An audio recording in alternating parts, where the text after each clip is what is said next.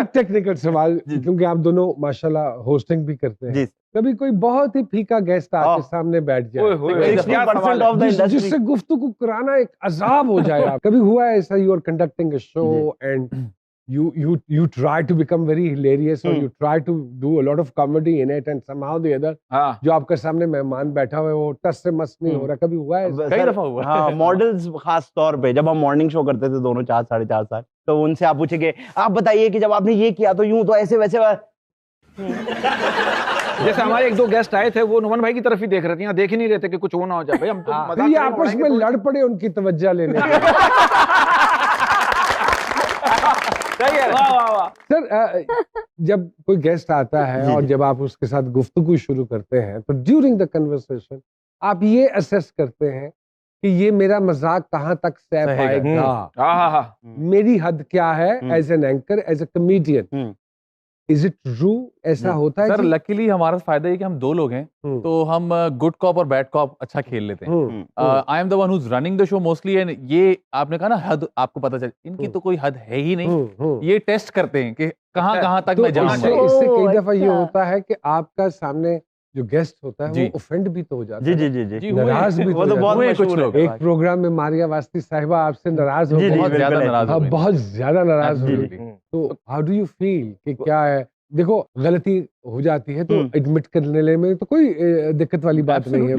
Do you guys do that जी? ऐसा करते हैं? अगर हमें लगे कि हमसे गलती हुई है तो हम बिल्कुल अपोलोजाइज कर लेते हैं। जैसे अभी हमारे शो में वो नीलम मुनीर आई थी, तो उनसे हमने एक ऐसी जो रैपिड फायर राउंड होता है वो हम कर रहे थे, तो हमने उनसे ऐसी पूछा कि आपको बेबी बॉय पसंद है या बेबी गर्ल? तो वो उनको यहाँ से उनको कुछ जहन में और कुछ चीज चल रही थी, तो वो नाराज हो गई कि ये कैसा सवाल है, मैं शो छोड़ के जा रही हूँ। तो हम सब यूं हो गए, फिर हमने कहा अच्छा हम सॉरी करते हैं और शुरू से करते हैं, कर लेते हैं दोबारा से। तो फिर हमने शुरू से किया, कमिट कर दिया सवाल। तो उनसे पूछ रहे थे आपके जहन में क्या चल रहा है, वो पूछ लेता हूँ। अब ये तो उनको पता होगा। मेरा सिर्फ ये मानना है उस्मी भाई कि अगर आप किसी पार्टिसिपेशन के लिए आ रहे हैं, आपको आपके फॉर्मेट का पता होना चाहिए। मैं किस शो में जा रहा हूँ, मैंने क्यों हाँ कहा है। वहां पे आके अगर आप किसी को ऑकवर्ड कर रहे हैं ना कि ये आपने मुझसे क्या सवाल पूछ लिया, तो फिर जैसे मैं इस प्रोग्राम के काफी एपिसोड देख चुका हूँ, तो जब मुझे पता चला, मैंने कहा बड़े ऑनर की बात है, हम लोग आएंगे, एंजॉय करेंगे। और वेब पे आजकल जो कुछ बन भी रहे हैं इस तरह गुफ्तगू वाले प्रोग्राम जिनमें बड़े खुले किस्म के मजाक होते हैं, जी डू यू अग्री कि इस तरह के खुले किस्म? नॉट एट ऑल जिसमें most of the time I have noticed कई दफा एंकर्स बड़े डिसरिस्पेक्टफुल किस्म के सवाल करते हैं और गुफ्तगू करते हैं। तो अनफॉर्चुनेटली मुझे ऐसा लगता है कि हमारे यहाँ बिला वजह ये टीवी से उसको मुख्तलिफ करने के लिए ये लेवरेज दिया गया है, और अगर लेवरेज दिया गया है तो उसका मतलब ये नहीं कि उस लेवरेज को आप यूज भी करें हर दफा। बिलो द बेल्ट बातें हो रही हैं, इवन जो गेस्ट है वो अनकंफर्टेबल हो रहा है। और अभी रिसेंटली मैंने एक चीज देखी थी, उसमें जावेद शेख साहब बैठे हुए थे, वो बहुत अनकंफर्टेबल हो गए थे और उनको उस बारे में पता भी नहीं था। हाँ, तो somehow the other मुझे सर ये भी महसूस होता है कि जैसे एंकर जो है ना वो बड़े छोटे की तमीज खत्म कर रहा है। जी। ओटीटी का जो प्लेटफॉर्म है वो मुझे लगता है कि बड़े छोटे की तमीज को खत्म करा है। Correct me if I am wrong जी। बिल्कुल सही सर, मुझे ऐसी लगता है कि जिस तरह जब आपकी औलाद पैदा होती है तो आप बेशक उसको आजादी देते हैं, लेकिन एक गाइडलाइन, एक बाउंड्री उसको देते हैं। जिस तरह हमें कहा जाता था मगरिब से पहले घर आना है, लेकिन ऐसा नहीं, आप फजर से पहले नहीं आते थे। वो तो अब मेरी मर्जी है ना। तो मुझे ऐसा लगता है कि जब आप औलाद को ऐसे छोड़ देंगे तो वो अजीब सी ही होगी।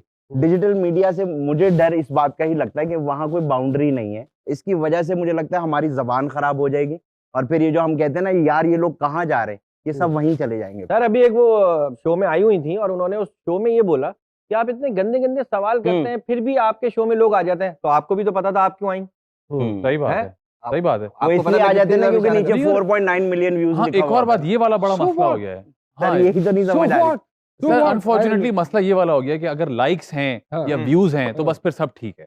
और यही सवाल मेरा उन लोगों से जो इस चीज को स्पॉन्सर कर रहे हैं। तो सर इसका मतलब ये हुआ कि अगर नीचे जो नंबर ऑफ लाइक्स हैं तो फिर जो कि खरीदे भी जा सकते हैं, और वो जो लाइक्स हैं तो इससे हम ये अंदाजा लगाएं कि उतनी आवाम जो वो देख के लाइक कर रही है या नहीं, उस सबकी मेंटेलिटी वैसी है। तो इसका मतलब है कि gradually with the passage of time हमारी क्या पूरी कौम ही उस तरफ चली जाएगी। तो वो दिन दूर नहीं कि किसी भी इस तरह के बिलो द बेल्ट गैर इखलाकी प्रोग्राम के नीचे 23 करोड़ लिखा हुआ आ जाए लाइक। एब्सोल्युटली सर, एब्सोल्युटली, है ना, यू आर एब्सोल्युटली राइट। पहले जो हम ऐसा कंटेंट जो इसके आसपास का होता था उसके लिए कमरे में अलग से चादर डाल के बैठ के तकिए के नीचे लोग सुनते थे। अब वो तकिए की जरूरत ही नहीं, हाथ पे फोन एयरपॉड लगाए और आपको क्या पता क्या आपका बच्चा है या मेरा बच्चा है या किसी का भी बच्चा क्या देख क्या सुन रहा है। Exactly actually. और बहुत से प्रोग्राम लिखा हुआ होता है ऊपर कि हैंड फ्री का इस्तेमाल। हाँ, वो मैंने देखा, आप दोनों का भी लगा हुआ था। Sir, comedy is a very difficult task somehow. Do you agree with that? Absolutely. Chaplin said comedy is a very serious thing. हाँ, बड़ा मुश्किल काम है हंसाना, और अक्सर ऐसे लोग भी हमें मिलते हैं जो कि बिल्कुल स्ट्रेट फेस लेके बैठे होते हैं और कहते हैं इसमें हंसना कहाँ था। तो बड़ा मुश्किल काम है, और ये हमारे दो बहुत ही जबरदस्त सीनियर्स बैठे हुए नहीं की जरूरत नहीं। के सामने तो ना करें। नहीं तो क्यों दिया हमें? और आप दोनों ने कहा भी कि काम आजकल नहीं मिल रहा, थोड़ी तारीफ करो। आपने कहा जगह बढ़ा के बोलना। ये 500 रुपए की इतनी इतना अच्छा शुरू हुआ था, आपने रोक दिया। साल का बजट 23 करोड़ की आबादी में सिर्फ ये दो हैं जो एक वेलफेयर स्टेट में रह रहे हैं। तो comedy is a very difficult. Absolutely. Why you guys chose comedy ji?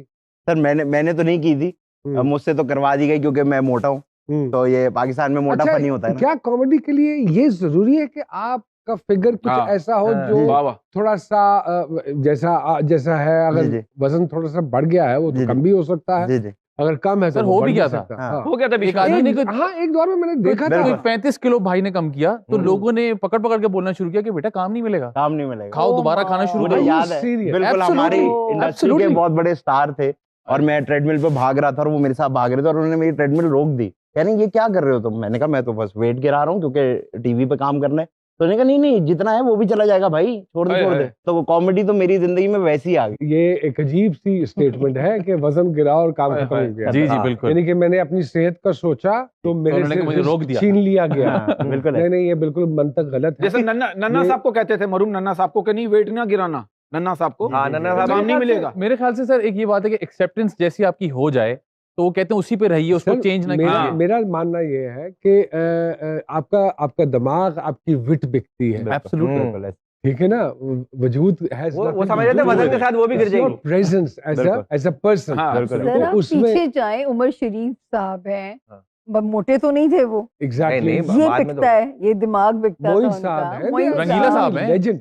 Absolutely, रंगीला साहब, मुनव्वर शरीफ साहब वाज वेरी स्मार्ट सर, वो जिम करवाता और पहलवानी करते थे। एग्जैक्टली, सो प्लीज ऐसी बातों में नहीं, मेरा बिल्कुल यकीन नहीं है, वो जस्ट टेलिंग कि मेरी में आ गया है हमारे यहाँ। जी बिल्कुल नहीं, और अपनी सेहत का इन पे सूट भी करता है सर। हम लोग का कद यूं बढ़ रहा है, इनका कद यूं बढ़ रहा है, ये ज्यादा अच्छा है। मैं कहता हूं ये बेनिफिट है। अच्छा आदि, आप तो सोते हुए भी सांस फूलती हो, कैसा है? नहीं अल्हम्दुलिल्लाह, पेट ऊपर करके सोता हूं। आप दोनों आए माशाल्लाह, मुझे इतनी खुशी हो रही है। मैंने बड़े अरसे बाद इनको बोलते देखा है और बड़े अरसे बाद हमने इनको सुनते देखा। एक पिक्चर है जो आंखों के सामने आती है और हम वैसी बाबा, हम दोनों दुबई जा रहे थे जॉब करने और इसने भी किसी की शादी का सूट पहना था, मैंने भी, और हम एक इंटरव्यू देने गए थे, वो इंटरव्यू पास भी हो गया था। तो इसने ऐसे मुझे कहा यार चल सूट पहना हुआ एक तस्वीर खींच लेते हैं। तो हमने वो तस्वीर खींची, तो वो एक शीशे के सामने एक तस्वीर हमारी खींची और हम वो जब देखते हैं तो ऐसा लगता है कि वो यकीन ही नहीं आता कि ये असली दुनिया है, ऐसा लगता है ये सब झूठ है। और वो हम जा रहे थे, वो हमने साकिब भाई को अपडेट दी कि साकिब भाई बड़ा मजा आया, अब हम जा रहे हैं नौकरी करने, हमारा यहाँ काम नहीं हो रहा। तो उन्होंने कहा यार एक प्ले आ रहा है, उसके लिए रुक जाओ, शाह रबील साहब आ रहे हैं, मैं चाहता हूँ तुम लोग ऑडिशन दो। हमने कहा साकिब भाई कुछ नहीं होता, आपको पता। उन्होंने कहा नहीं ऑडिशन दो। हमने ऑडिशन दिया, वो प्ले अल्हम्दुलिल्लाह हमारा लास्ट थिएटर। उस प्ले के बाद हमें वो मॉर्निंग शो ऑफर हुआ, फिर उसके बाद अल्हम्दुलिल्लाह माशाल्लाह वो मॉर्निंग शो अभी तक रिपीट हो रहा है, क़यामत तक होगा। लेकिन हम लोग बहुत लकी है अल्हम्दुलिल्लाह। हमने ना हमें जितने भी सीनियर्स के साथ हमने काम किया या हमारे साथ, वो सारे बहुत प्यारे और खूबसूरत लोग। और अभी भी जिस तरह मैं फात भाई के साथ शो करता हूँ तो मैं उनके साथ बैठ के बोलता हूँ यार आप लोग खूबसूरत लोग हैं यार, और हम जैसा आपके साथ काम कर रहे हैं इससे बड़ी बात और क्या है। तो हम इस मामले में we been very lucky on अल्हम्दुलिल्लाह। आदि साहब मौजूद हैं हमारे साथ और फैजान भाई मौजूद हैं। एक छोटी सी ब्रेक के बाद जी सरकार में दोबारा आपकी खिदमत में हाजिर होते हैं।